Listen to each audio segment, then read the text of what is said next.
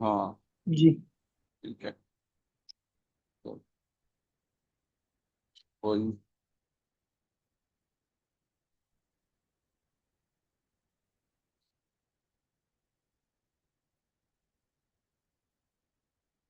चलें जी, स्टार्ट करते हैं आज का lecture.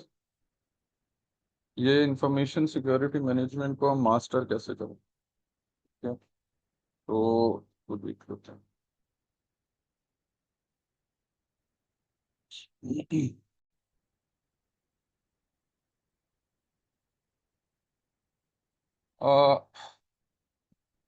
Basically information security management से क्या मुराद है, ये बताना चाह रहा है कि स्ट्रेटेजिक इंपॉर्टेंस क्या है इंफॉर्मेशन सिक्योरिटी मैनेजमेंट। ठीक है, तो उसको हम देख लेते हैं जरा। देखो, इंफॉर्मेशन सिक्योरिटी जो है वो टेक्निकल प्रॉब्लम से ज्यादा है। Information security is more than a technical problem, it's a core strategic responsibility. ये बड़ी इंपॉर्टेंट है एज ये as a whole strategic responsibility है। यानी कि मतलब आप किसी भी सिस्टम की स्ट्रेटेजी प्लान कर रहे होते हैं तो उसमें ये की रोल प्ले करती है इंफॉर्मेशन सिक्योरिटी। अभी हम देखते जाएंगे कि क्या क्या चीज। Effective management involves planning. Basically information security की मैनेजमेंट की बात कर रहे हैं ना, तो उसकी जो इफेक्टिव मैनेजमेंट है वो क्या क्या इंक्लूड होता है उसमें। उसमें प्लानिंग इंक्लूड होती है, पॉलिसी मेकिंग, पॉलिसी इस्टेब्लिश की जाती है, फिर प्रोग्राम्स, फिर आपके प्रोटेक्शन, फिर पीपल, फिर प्रोजेक्ट एग्जीक्यूशन। यानी इसमें आपके पास कितने पीस हैं? 6 पीस होते हैं आपके पास। ठीक है, तो आपके पास कौन कौन से? First piece the planning, second piece the policy, third piece the programme. Multiple programmes होते हैं उसमें, ट्रेनिंग प्रोग्राम्स भी होंगे उसमें, और भी मुख्तलिफ प्रोग्राम्स होंगे। एंड देन प्रोटेक्शन, पीपल, और फिर प्रोजेक्ट एग्जीक्यूशन। किस लिए होता है ये जो 6 पीस हैं उनका पर्पस क्या होता है? To safeguard organisational assets. देखो, हमने डिस्कस किया था लास्ट टाइम कि इंफॉर्मेशन सिक्योरिटी की जो लास्ट टाइम हमने डिस्कस किया था ना, इंफॉर्मेशन सिक्योरिटी का जो स्ट्रक्चर है उसको हमने डिस्कस किया था, उसी को हम आज डिस्कस कर रहे हैं। और फिर हमने ये भी डिस्कस किया था कि what to secure, what what information to be secured. तो लास्ट लेक्चर में हमने ये भी डिस्कस किया था कि तमाम इंफॉर्मेशन सिक्योरिटी के लिए ज़रूरी नहीं होती। यानी तमाम इंफॉर्मेशन की सिक्योरिटी ज़रूरी नहीं होती। कौन सी इंफॉर्मेशन की सिक्योरिटी ज़रूरी होती है भाई? Anyone kindly express your feeling और express your thinking about, express your thoughts about what to secure and what not to secure. What are the criteria to judge what to secure and what not to secure? जी, anyone. देखो, discuss कर लेने से ना ये कुछ अच्छा हो जाएगा, डिस्कशन से ना याद रहती हैं चीजें। तो इसलिए मैं डिस्कशन को फेवर कर रहा होता, और इसलिए मैंने ये स्लाइड कल बैठ के बनाई है आप लोगों के लिए। तो इसकी वर्त उसी वक्त होगी ना जब हम डिस्कस करेंगे। हरी अब कोई भी, एनीवन? नहीं, मेरी आवाज नहीं आ रही शायद आप लोगों को।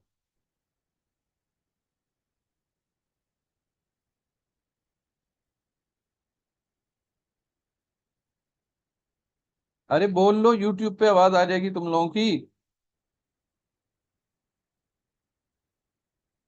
हेलो, क्या मैं अपने से बातें कर रहा हूँ?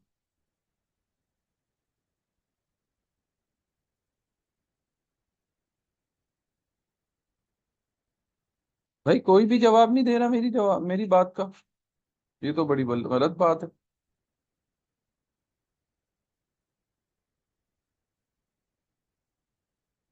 हेलो।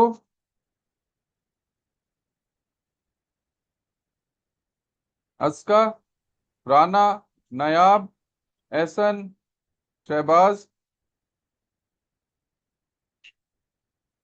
जी सर। जी, मैंने सवाल पूछा है ना, उसका जवाब मैं चाह रहा हूँ कि मुझे कोई तो जवाब दे उसका। क्या सवाल पूछा है मैंने? सवाल ये पूछा है मैंने कि इंफॉर्मेशन सिक्योरिटी की हवाले से हम ये पता करेंगे कि पता करना चाह रहे हैं कि कौन सी इंफॉर्मेशन सिक्योरिटी जरूरी है उसके लिए, और किस इंफॉर्मेशन को हमें सिक्योर नहीं करना चलेगा। किसकी सिक्योरिटी जरूरी है, किसकी सिक्योरिटी जरूरी नहीं है, ये कैसे पता चलता है, कैसे पता करेंगे हम?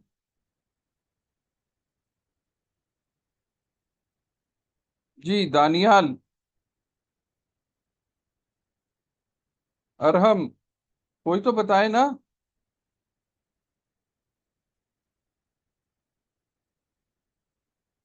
देखो, ये इसी तरह क्लास लो जैसे आप जो है वो फिजिकल क्लास लेते थे। जी, एहसन कुछ बताना चाह रहे हैं आप?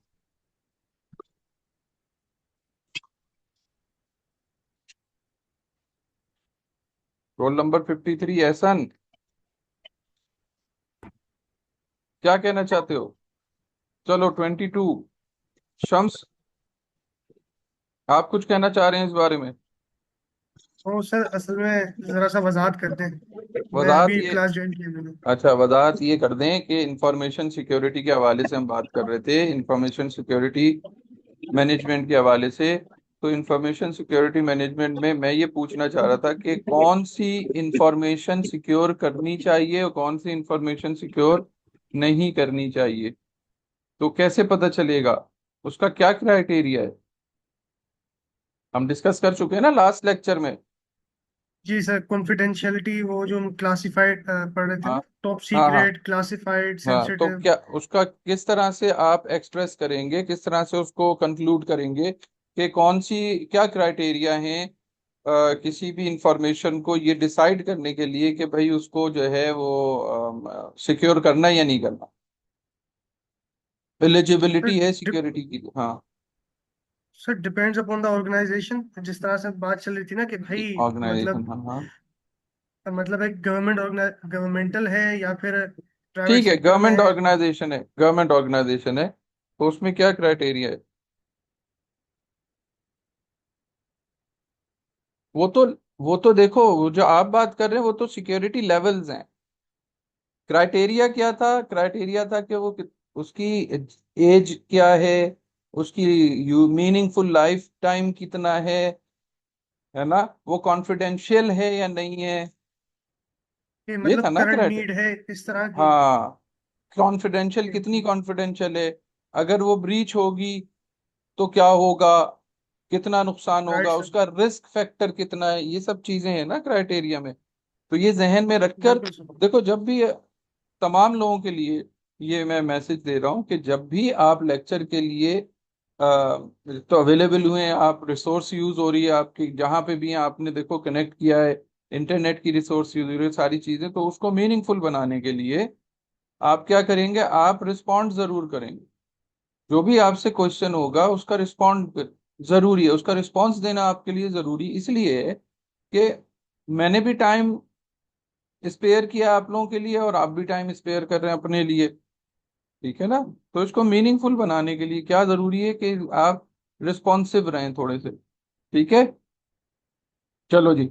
अच्छा, करेक्ट। ये हमने ये डिस्कस किया अभी कि 6 P's हैं: planning, policy, programmes, protection, people and project execution to safeguard organisational assets. तो यहाँ से बात निकली थी वो कि एसेट्स कौन से, ऑर्गेनाइजेशनल एसेट्स किस किस्म के हैं, कौन से लेवल्स होते हैं और क्या क्राइटेरिया होता है, तो वो रिकॉल जरूर कीजिएगा उस। अच्छा जी, नेक्स्ट हम देखते हैं कि नेक्स्ट क्या है। ये तो हमारी पहली स्लाइड होगी। नेक्स्ट हमारे पास है information security governance. Information security governance के लिए देखो, पहला पॉइंट क्या आ रहा है, पहला पॉइंट हमारे पास ये आ रहा है कि लीडरशिप रोल्स, हम इसको एक दफा वो देख लेते हैं, लीडरशिप रोल्स, गवर्नेंस आउटकम्स और स्ट्रेटेजिक प्लानिंग लेवल्स। तो हम देख लेते हैं इसको कि क्या कह रहा है ये। देखो इसमें थोड़ी सी बात समझने की है। डिफाइनिंग क्लियर रिस्पॉन्सिबिलिटीज, यानी लीडरशिप रोल क्या है। लीडरशिप रोल्स का मतलब है मैनेजमेंट लीडिंग द ऑर्गेनाइजेशन। उसके रोल्स क्या हैं, क्या रोल्स हैं। Number one, defining clear responsibilities.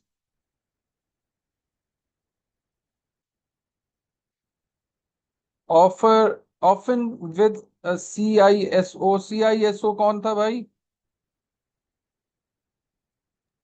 Chief information security officer. Chief information security officer जो है वो, अच्छा, चीफ इंफॉर्मेशन सिक्योरिटी ऑफिसर जो है एट द हेल्म का मतलब ये है कि फुल कंट्रोल होगा उसको, फुल अथॉरिटी होगी। यानी तमाम चीजों की के लिए वो रिस्पॉन्सिबल भी होगा और तमाम चीजें उसकी अथॉरिटी से चलेंगी। यानी चीफ इंफॉर्मेशन सिक्योरिटी ऑफिसर है, चीफ साहब है ये। ठीक है। तो हेल्म, एट द हेल्म का मतलब यही है कि स्टीयरिंग व्हील पे ये बैठेगा, ये स्टीयर कर रहा होगा चीजों को, ये कंट्रोल कर रहा होगा। तो सेंटर पॉइंट ये। अच्छा, ensures accountability and strategic direction for security initiatives.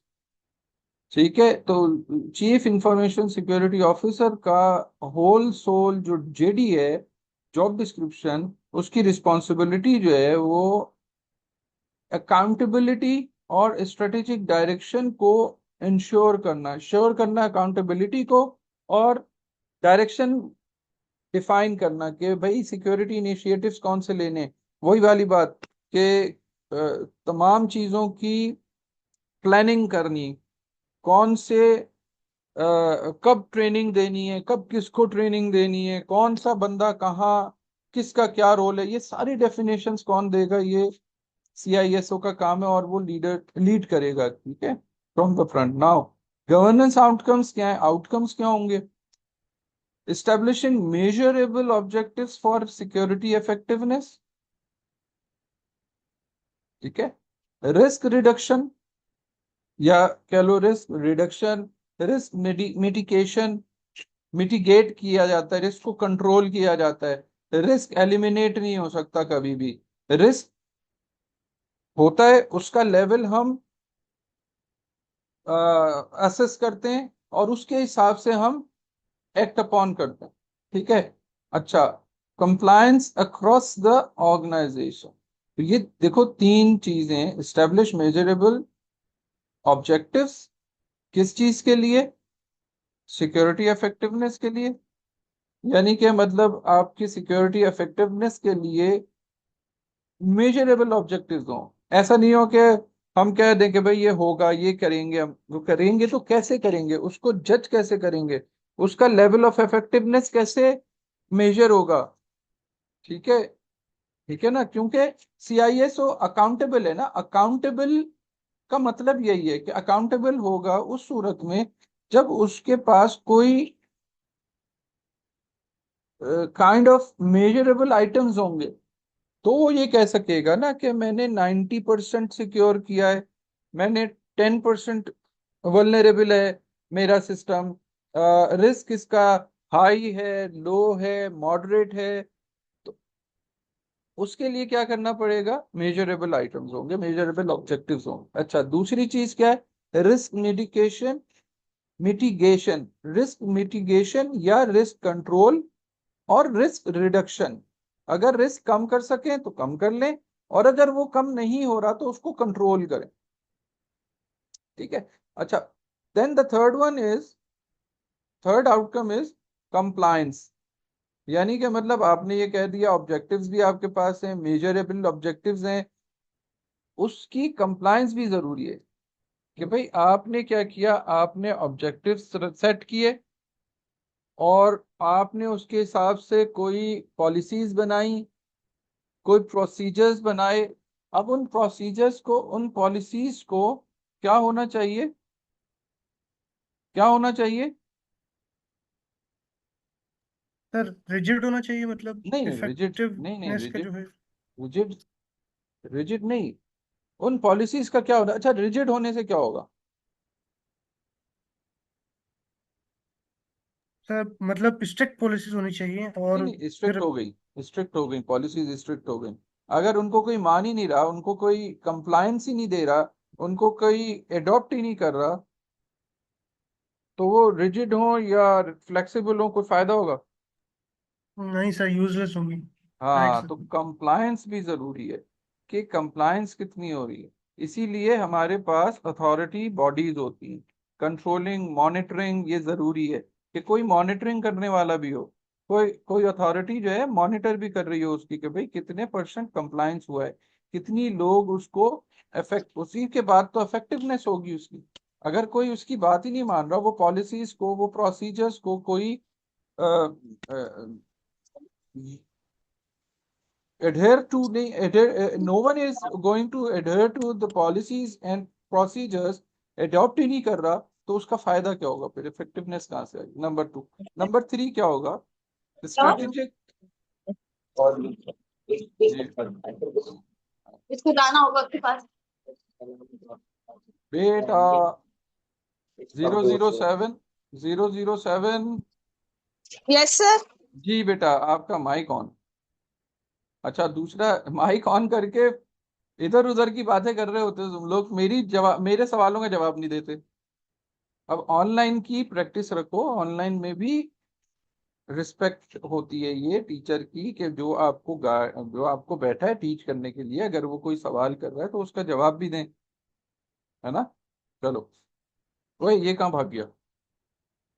देखो, ये भी उल्टा हो गया। अच्छा। Okay sir. ओके ओके, अच्छा ये वो,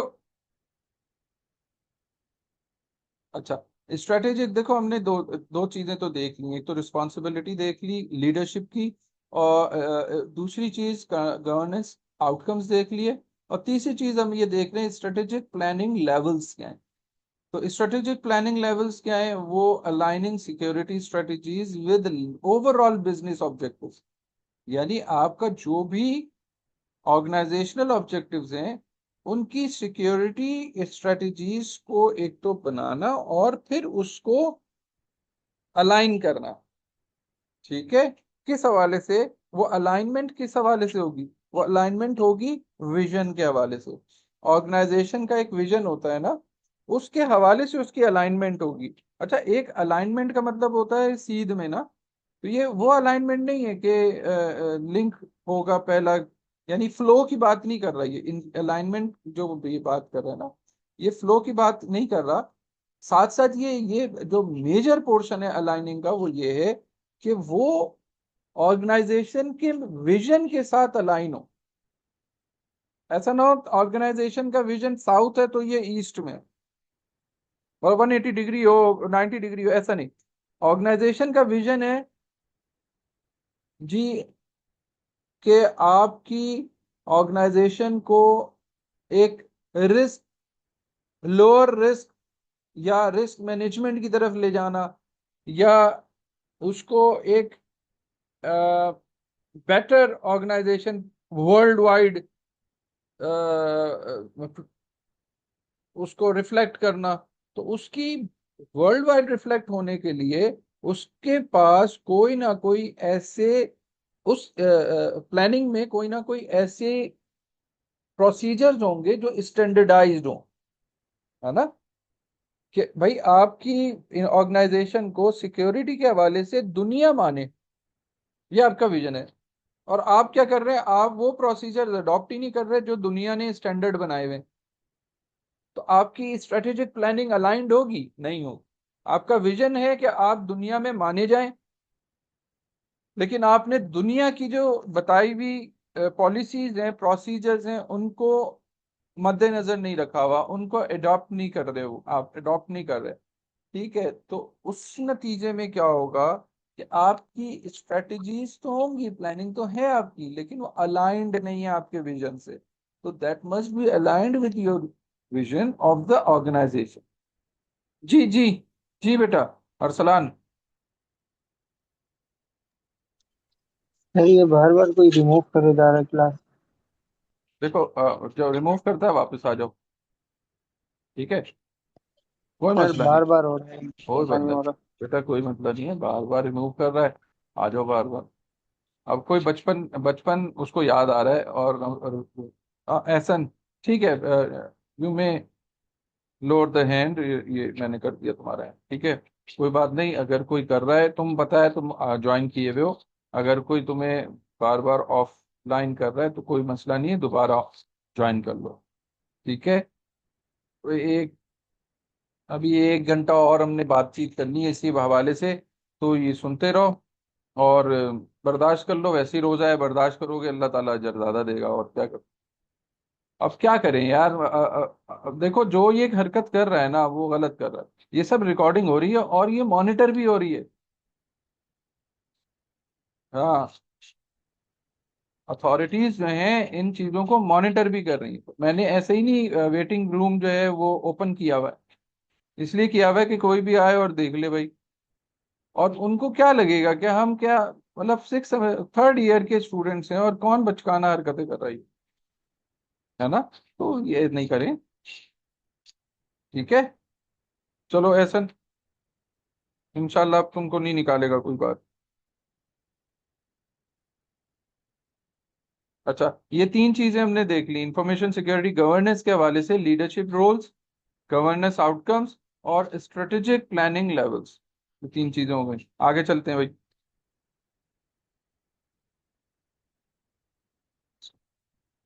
तो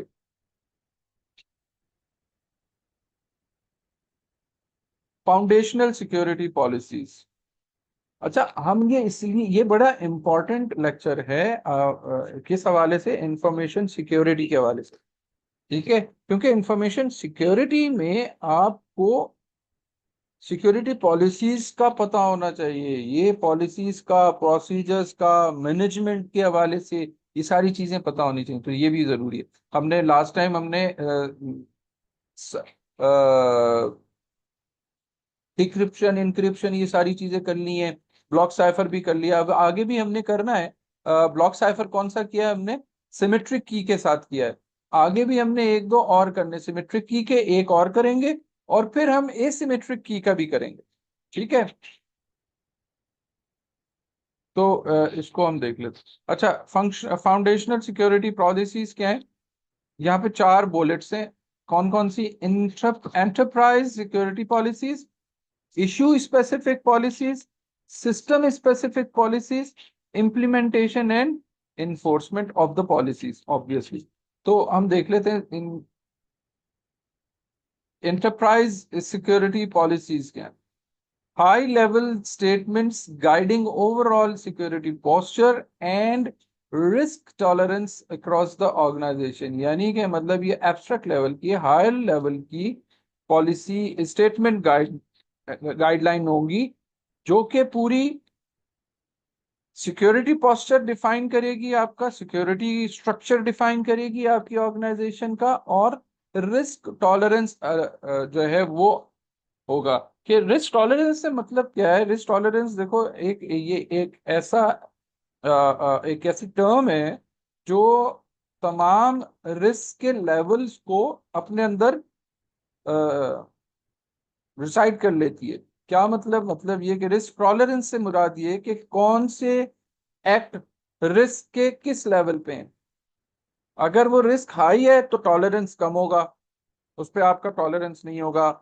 रिस्क लो है, फ्लेक्सिबल टॉलरेंस हो सकता है, तो वो डिफाइन होना चाहिए, ठीक है। उसकी गाइडलाइन होनी चाहिए कि रिस्क टॉलरेंस क्या है, कौन सा रिस्क क्या, क्या लेवल है, क्या रिस्क है, वो रिस्क है बेसिकली क्या, और उसका लेवल क्या है। ये सारी चीजें security policy, enterprise security policies का हिस्सा होती है। Next, issue specific policies addressing particular security concerns such as acceptable use, data classification और remote access। तो ये इश्यू स्पेसिफिक पॉलिसीज में आएंगी, ठीक है। पर्टिकुलर या स्पेसिफिक सिक्योरिटी कंसर्न्स को ये एड्रेस करती है। Number 3, system specific policies. System specific policies क्या, detailed rules for securing individual systems, applications and network components, ठीक है। यानी वहां पे फायरवॉल काम आएगी, यहाँ पे है ना, उस तरह की चीजें हम देखते हैं। तो पॉलिसीज क्या है, सिस्टम स्पेसिफिक पॉलिसीज क्या है कि रूल्स डिफाइन करना, डिटेल करना फॉर सिक्योरिंग इंडिविजुअल सिस्टम्स। अब वो कंप्यूटर सिस्टम भी हो सकता है, वो कोई ऑपरेशनल सिस्टम भी हो सकता है, ठीक है, एप्लीकेशंस एंड नेटवर्क कंपोनेंट्स, ठीक है। अच्छा, नंबर 4 आ जाए, implementation and enforcement. Again, policies must be communicated, understood, rigorously enforced to be effective। अभी जैसे में हमने बात की थी, रिगोरसली enforced का क्या मतलब है, कंप्लायंस मॉनिटर्ड होगी, कौन कंप्लायंस दे रहा है कौन कंप्लायंस नहीं दे रहा, उसी हिसाब से उसका लेवल ऑफ एक्रेडिटेशन एडजस्ट किया जाएगा, जज होगा, ठीक है। पॉलिसीज कम्युनिकेट भी होनी चाहिए, अंडरस्टैंडिंग डेवलप होनी चाहिए। तो इसका मतलब ये हुआ, इस पॉइंट में जो डिस्कस होने वाला पॉइंट है वो क्या है, वो ये है कि पॉलिसीज बना देना, इस्टेब्लिश कर देना सही काफी नहीं है, उसको कम्युनिकेट करना भी जरूरी है। कम्युनिकेट करने से मुराद ये कि मेमोज निकलने चाहिए, नोटिफाई होना चाहिए। अच्छा, ये we are running short of time, तो आप रीज्वाइन कर लीजिएगा जैसे ये हम डिस्कनेक्ट होना, तो इसको रीज्वाइन कर लीजिएगा सेम लिंक पे, ठीक है। Okay sir, not a okay, problem. Okay. अच्छा, पॉलिसीज को कम्युनिकेट करना जरूरी है through some means, through notification, through circulars, through memos, ठीक है, ये हो गई। दूसरी चीज, उसकी अंडरस्टैंडिंग जरूरी है। अंडरस्टैंडिंग के लिए क्या करेंगे, फिर ट्रेनिंग होगी, है ना। अंडरस्टैंडिंग के लिए क्या करेंगे, फिर डिस्कशन होगा, मीटिंग्स होंगी, कॉन्फ्रेंसेज होंगी, ट्रेनिंग्स होंगी, तो ये सारी चीजें जरूरी। तो इम्प्लीमेंटेशन एंड इन्फोर्समेंट के लिए ये कुछ पॉइंट्स हैं जो कि जरूरी है हमारे लिए। नेक्स्ट हमारे पास है, ये तो हो गया फाउंडेशनल सिक्योरिटी पॉलिसीज, ठीक है, ये फाउंडेशनल सिक्योरिटी। इससे पहले हमने कौन सी देखा था, इंफॉर्मेशन सिक्योरिटी गवर्नेंस देखा था। अब हम इंफॉर्मेशन फाउंडेशनल पॉलिसीज के बाद हमारे सपोर्टिंग सिक्योरिटी फ्रेमवर्क्स हैं। अच्छा, फ्रेमवर्क्स क्या होते हैं, उसको किस तरह से तुम डिफाइन करोगे, फ्रेमवर्क्स को किस तरह डिफाइन करेंगे आप।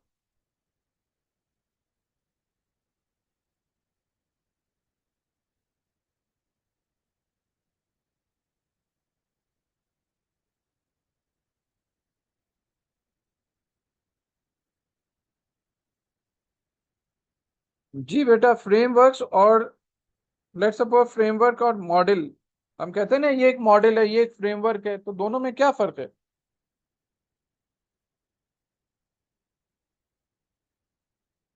ये समझना बहुत जरूरी है।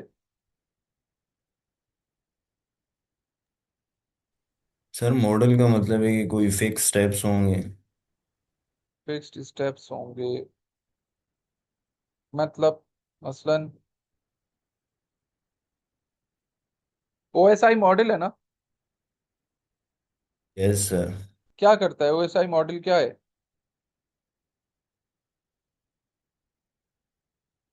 सर अभी तो जहन में कुछ याद नहीं आ नहीं रहा। नहीं, ओएसआई मॉडल तो वो है ना कि लेयर्स हैं, प्रेजेंटेशन और सेशन असाइनमेंट लेयर लेयर है, से। हाँ। तो वो क्या है, वो बेसिकली एक मॉडल है ना, एक थेरेटिकल मॉडल है ना, एक थेरेटिकल स्ट्रक्चर कह लो, एक कॉन्सेप्चुअल स्ट्रक्चर है।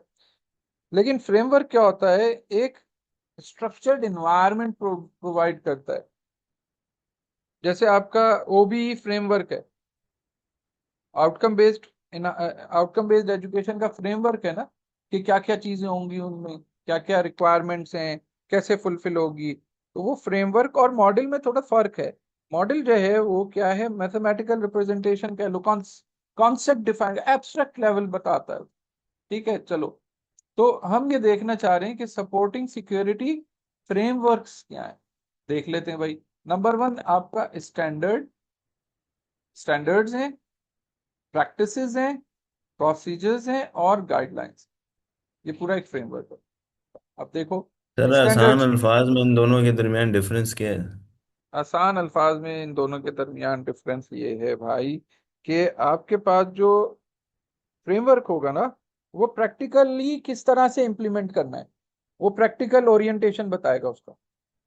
और जो मॉडल होगा ना, वो मॉडल मैथमेटिकल यानी ब्लॉक डायग्राम बता देगा, भाई ये ब्लॉक इसको फॉलो करेगा, ये ब्लॉक इसको फॉलो करेगा। अब वो ब्लॉक में क्या होगा, बात आ रही समझ में? ठीक है सर। इसको सिर्फ इस तरह समझो कि मॉडल जो है वो थेरेटिकल है, और उसकी प्रैक्टिकल इंप्लीमेंटेशन जो है वो किस तरह से होगी, फ्रेमवर्क के थ्रू। ठीक है, ठीक है सर। ये एक एक एक लाइन में ये इसको हम, यानी कि मतलब समझो तुम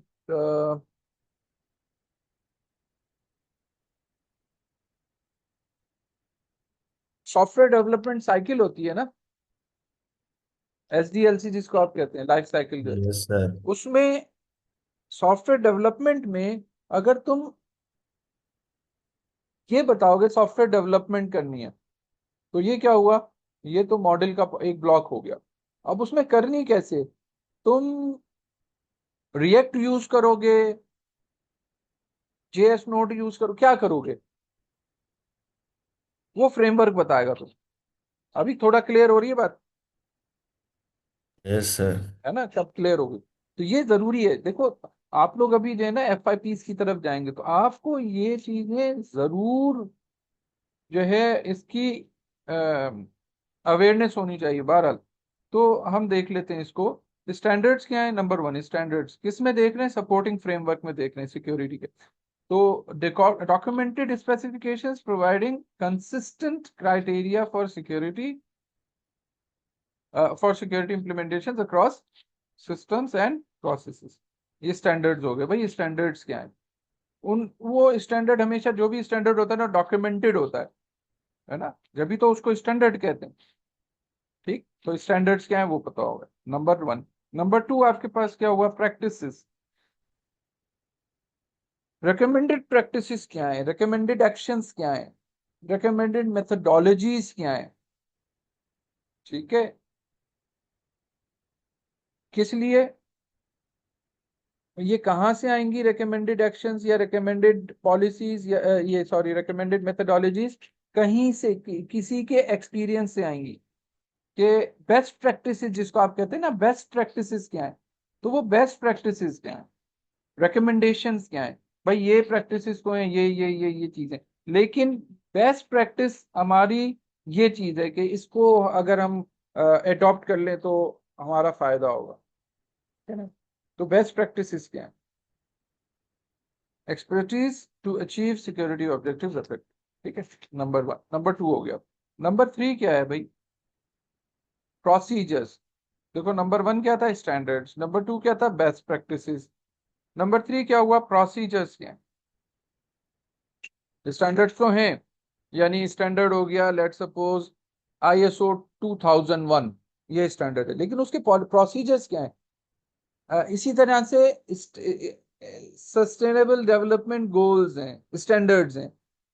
अब अगर मैं कहूं कि क्लाइमेट के लिए क्या पॉलिसी प्रोसीजर्स हैं क्लाइमेट के हवाले से SDGs की, तो फिर वो अलग होंगी, अब वो प्रोसीजर्स हमें देखने पड़ेंगे। तो क्लियर है ना, step by step instructions for executing specific security task, ensuring operational consistencies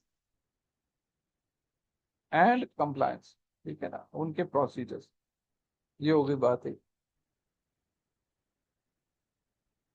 तो प्रोसीजर्स क्या हुए, स्टेप बाय स्टेप इंस्ट्रक्शंस हैं, किस लिए, to execute specific security task, किस लिए, एग्जीक्यूशन हो जाए, एग्जीक्यूशन का आउटकम क्या होगा, ऑपरेशनल कंसिस्टेंसी इंश्योर होगी और कंप्लायंस हो जाएगी। तो कंप्लायंस किसके हवाले से होगी, प्रोसीजर्स। वो प्रोसीजर्स कौन से होंगे, स्टैंडर्ड प्रोसीजर्स होंगे। ठीक है, अच्छा, और उन स्टैंडर्ड प्रोसीजर्स में भी रिकमेंडेशन फॉलो करते हुए हम चलेंगे कि भाई क्या चीज करनी चाहिए, क्या चीज नहीं करनी चाहिए। कौन बता रहा होगा, ये CISO डिफाइन कर रहा होगा। अच्छा, guidelines, flexible recommendations offering advice and direction, helping users and implementers make informed security decisions. ठीक है, तो ये गाइडलाइंस भी साथ साथ होनी चाहिए हमारी कि किस लेवल पे किसके लिए गाइडलाइंस? यूजर के लिए भी और इम्प्लीमेंटर के लिए भी, यानी कि मतलब दोनों एंड पे, अथॉरिटी के लिए भी गाइडलाइन जरूरी है और जो यूजर है उसके लिए भी गाइडलाइन जरूरी है। ठीक है।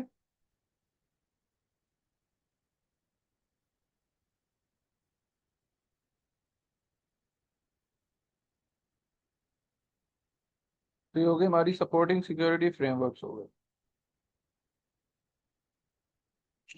Security education training, security education training and awareness, ये हमारा कहलाता है सेटा।